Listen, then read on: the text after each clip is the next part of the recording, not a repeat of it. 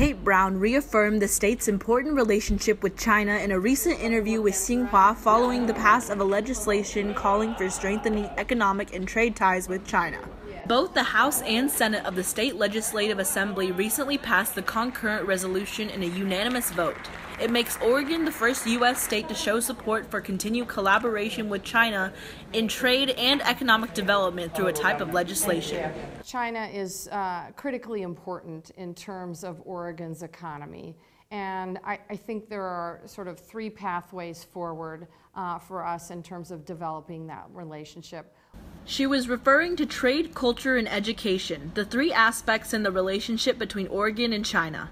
One is continuing to further our economic ties, both in the trade arena, and we mentioned our agricultural products, but I also would put out the semiconductor industry, chips, conductor chips as well, as part of that. So from all levels of products that we produce, I think it's absolutely critical that we continue to promote this relationship.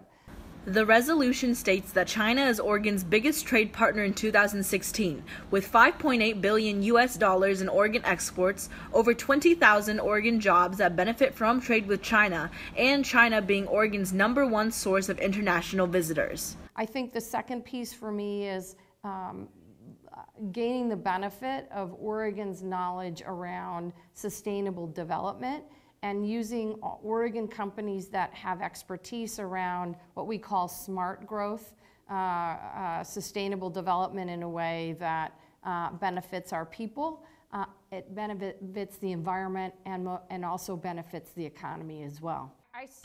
Talking about the cultural aspect of relation with China, Brown mentioned that Oregon City, Portland has one of the finest traditional Chinese gardens outside China. Describing it as a national treasure, she said it's also a testimony to the closeness of the relations between Oregon and China.